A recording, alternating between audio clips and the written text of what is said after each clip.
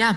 There's a law that Tim Walz signed that says the court can take jurisdiction, which in this instance means custody, over minor children who are not getting the gender-affirming care, which is a lie. There's only two sexes. Gender's bullshit. There's men and there's women. One cannot become the other. And he signed a law saying that they can take jurisdiction over minor children who are not being affirmed by their children and get all of those procedures done outside of any connection. Your parents will have nothing to do with it. They won't have access to you. That's so dark. What do you get when you toss Tim Walz's leadership into a blender set to oops? You get pure political smoothie. And Megyn Kelly and Tucker Carlson didn't just roast him, they slow cooked him on live TV. Serving up a piping hot, what were you thinking? From disappearing cops to imaginary tax fairies, Walz's policies are earning the takedown of the decade. Buckle up, this demolition derby is just getting started, and Tim forgot his helmet. Screw you, Taylor Swift. That's how I would like to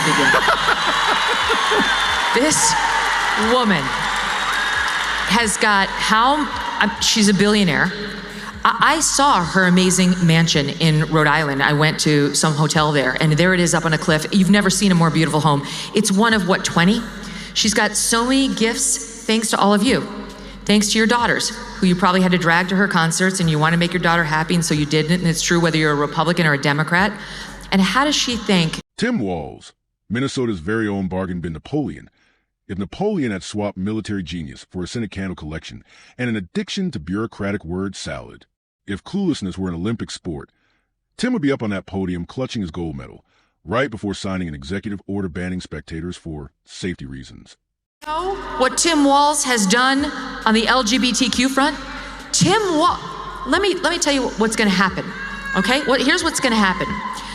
A little girl sitting in Wisconsin who's maybe on the spectrum, maybe has acne, maybe is a little heavy set, maybe feels upset because her parents are getting divorced, something like that, is going to find herself down a rabbit hole on Reddit. And her parents aren't going to know because they're getting a divorce and they're not focused on her right now. And she's going to spend hour after hour on that thing, and Reddit's going to tell her she's actually a boy. And she's going to get sucked into this gender cult. And she's going to say, Mom and Dad, I want puberty blockers into cross-sex hormones, which will sterilize her and deprive her of all sexual pleasure for the rest of her life. Let's start with a man's unique talent for reacting to crises with all the urgency of a yoga instructor on horse tranquilizers. Minnesota burned, not metaphorically, not symbolically, but literally, during the riots, and Tim Walz's bold, decisive response was to check his horoscope, fire off a tweet, and hold a press conference that felt like a TED Talk for insomniacs. They needed a weak man, because it is the party of weak men and unhappy women. One of which leads to the other, by the way. Where you find weak men, you will inevitably find unhappy women. Sorry. And they make them on purpose. They weaken the men to drive the women insane, to have the most consistent voting bloc ever in the history of politics. Unhappy women made unhappy by weak men. Meanwhile, Target stores were turning into bonfires, and entire neighborhoods looked like the apocalypse had RSVP'd early, and Tim was busy practicing his concerned face in the mirror while blaming systemic issues and gently patting the air like he was shooing away a mosquito at brunch. Calls on the disastrous performance he delivered, in particular when it comes to his self-described knuckle-headed behavior. This one was that he was in China when the Tiananmen Square disaster unfolded, when hundreds of people were killed. I have my dates wrong. I was in Hong Kong in China in 1989. That move from Hong Kong into China, it was profound for me. That was the summer of democracy. I said it's where I understood how sacred democracy was. It's what encouraged me, about 15 back and forth with my students, taking them to China. I speak like everybody else. But don't worry. He eventually did something. He bravely waited for the smoke to clear before launching a statewide listening tour. That's right, listening. Because nothing screams leadership like asking a room full of traumatized citizens how they would have handled it, instead of, stay with me here, actually being the governor and doing your damn job. And when it came to law enforcement, this man's spine turned to putting faster than you can say, defund the police. He tiptoed around the issue like a contestant on Dancing with the Cowards, terrified to offend anyone, activists, cops, the squirrels in his backyard. He threw the police under the bus, reversed the bus, ran them over again, and blamed the GPS. Meanwhile, crime skyrocketed. Carjackings in Minneapolis got so common, they practically replaced ride-sharing apps. At one point, getting mugged on your morning coffee run was just part of the urban experience, like yoga or artisan toast. And Tim?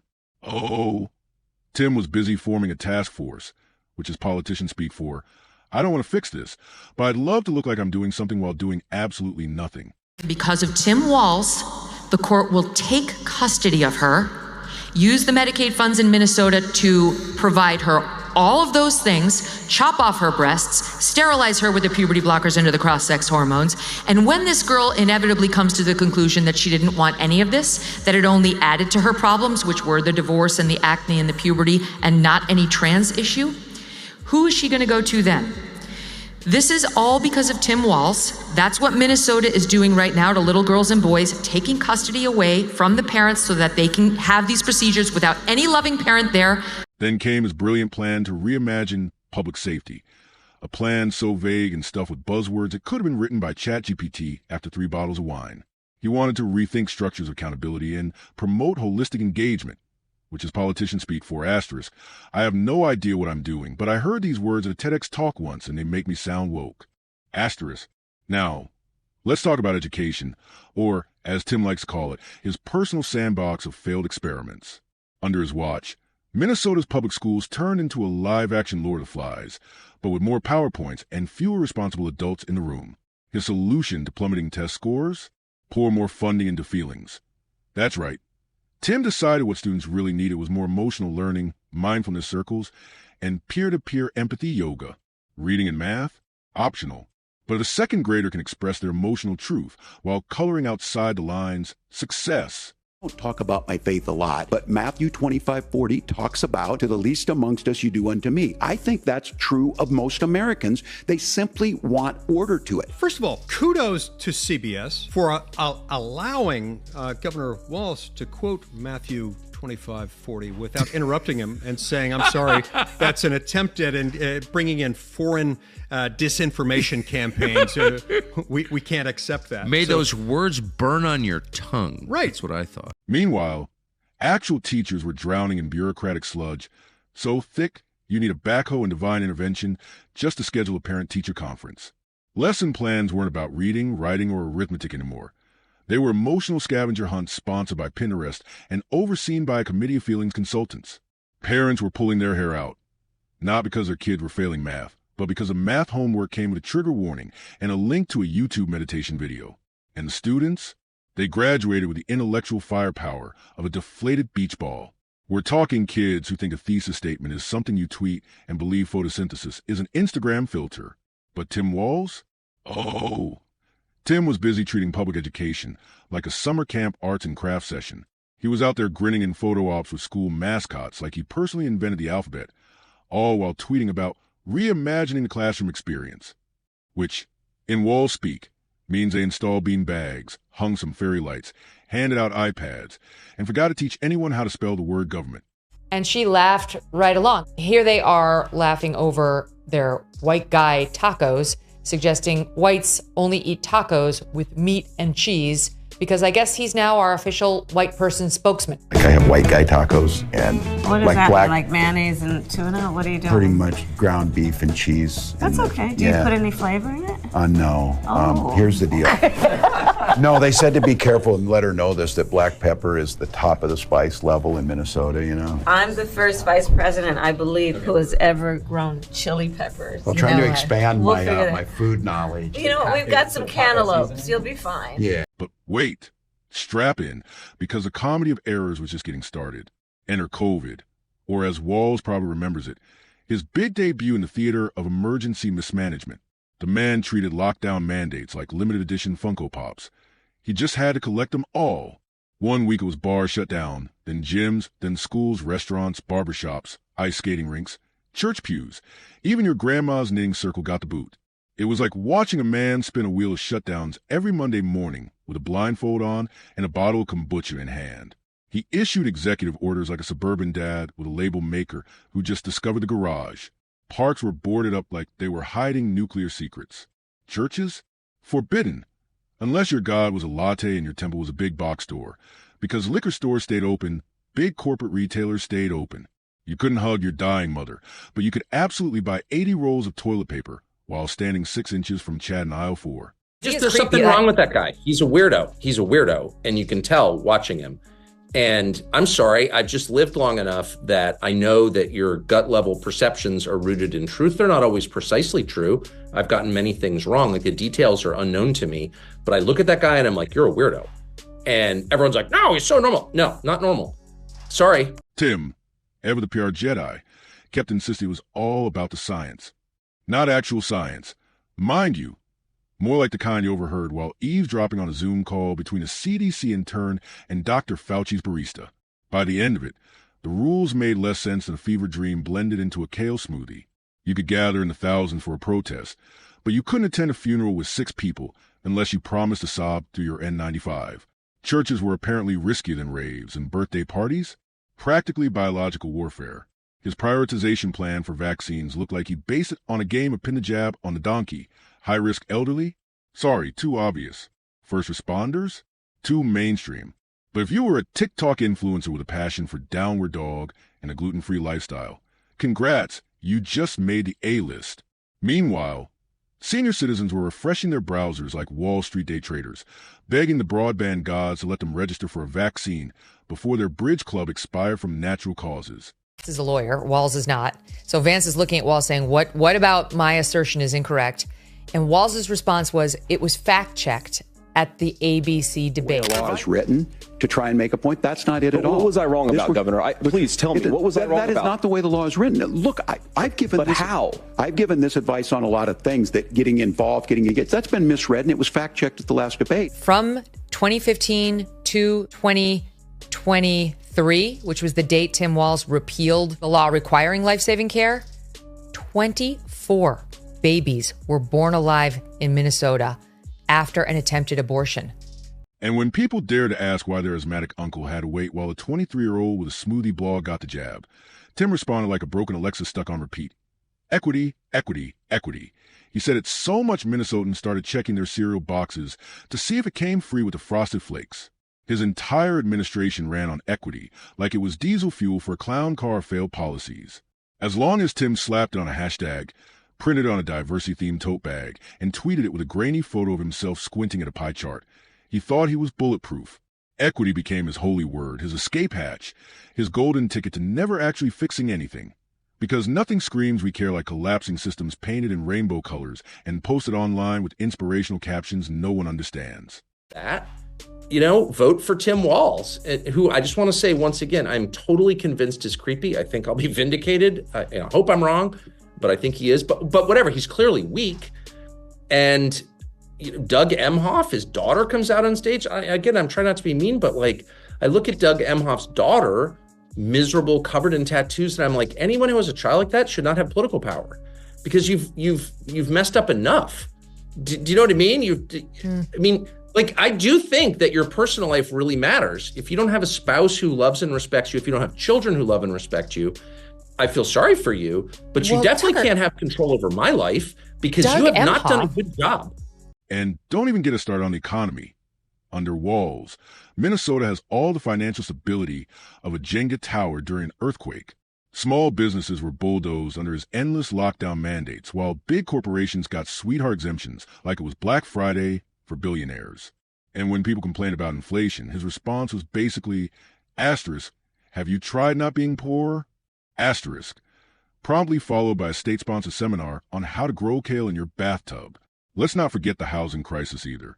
Under Tim Walz, it was treated with the same urgency as a spam email. Rent skyrocketed, homelessness surged, and Tim's grand solution was to fling taxpayer money at the problem like he was feeding stale bread to ducks. No aim, no plan. Just scattershot generosity that padded his press releases more than it helped real people. His big housing initiatives mostly produced glossy brochures, empty promises, and a couple of awkward photo ops with hard hats and hollow smiles. And by the way, what is he doing in a high school setting with children, talking to them about their sex lives? That's just prima facie wrong. It's totally wrong. And a healthy society would not tolerate that. You are not allowed to have teachers talking to kids about their sex lives. And I don't care if you're saying, oh, they're bullied. Okay. But you're still, adults are not allowed to get involved in the sex lives of children unless they're the parents of those children, period. He started the LGBTQ so alliance. I just disagree with the entire thing. The gay straight alliance, like, are you an anti-gay bigot? Well, of course, I'm not an anti-gay bigot. I am just against, across the board, creepy teachers talking to other people's children about those children's sex lives. That is totally wrong. And that is... Then there's a transportation fiasco. Tim Walz treated potholes like they were part of Minnesota's cultural heritage. Driving on these roads feels like off-roading through a battlefield, but instead of actually fixing crumbling infrastructure, he dumped millions into bike lanes nobody asked for and endless transportation equity, studies that sound impressive and mean nothing. And who could forget the light rail project? Minnesota's expensive answer to a question nobody asked. Over budget, under-delivered, and about as reliable as a politician's apology tour. Meanwhile, Tucker Carlson and Megyn Kelly watched this circus with the gleeful horror of people watching a toddler try to cook dinner. They didn't have to invent Tim's incompetence. It was all right there in glorious high definition. Tucker pointed out that Walz governs like a man who skimmed one chapter of a socialist handbook and then decided to wing it. Megyn shredded him like he was the last scrap of credibility in a government paper shredder. They didn't destroy Tim Walz. He showed up pre-destroyed. Joke. Yes, it was a throwaway, dumb joke about tacos. But there's a reason they felt comfortable. They would never do that in a way that would denigrate Black people or Hispanic people. People online actually fact-checked. He was lying. He submitted the winning turkey taco tot hot dish and won first place at Senator Al Franken's annual hot dish off back in 2016. The point is simply, what does he do? He shits on fellow white guys because it's so in vogue. It's so, it's... And let's not forget Walz's signature talent for blaming literally everyone except himself. The buck never stopped with Tim. In fact, the buck packed its bags and fled the state the second it saw him coming. If a program failed, it was the legislature's fault. If crime skyrocketed, it was societal forces. If Minnesotans were furious, well, clearly they'd fallen victim to a misinformation campaign. At one point, it felt like Tim would blame sunspots if it meant dodging accountability. And he adored a good panel. You couldn't squeeze a single decision out of him without surviving a 12-member task force, 2 subcommittees, and an equity advisory board filled with people who think traffic lights are tools of oppression. The only thing Tim managed efficiently was the steady flow of buzzwords into a microphone. And just to top this soggy, half-baked sundae, he actually had the gall to talk re-election. As if Minnesota hadn't just endured a 4-year improv show starring a man who thinks leadership means hiding behind a podium and smiling awkwardly. His campaign slogans might as well be, lower your expectations, and hey, it could have been worse. And so, well, there's another thing. There's another thing about Tim Walz that hasn't gotten as much airtime, and it's true. He actually did remove. They were coming up with the Minnesota human rights law, and revising it, renewing it. You know, this class is protected. You can't discriminate against these people, and you can't discriminate against gays and lesbians. And the law had said, to be clear, pedophiles get no protection under this law. Pedophiles do not fall under the definition of a protected class. And they removed that language. They removed that language under Tim Walz. Yeah. That the pedophiles... But the real kicker, despite all this, Tim Walz still struts around with the swagger of a guy who thinks he cured polio using essential oils. He acts like a hero for surviving the chaos he personally helped ignite. Like an arsonist expecting a thank you card for dialing the fire department. Megyn Kelly summed it up perfectly. Asterisk, this man is why America doesn't trust blue states. Asterisk in Tucker Carlson, he called it a masterclass in how not to run a state.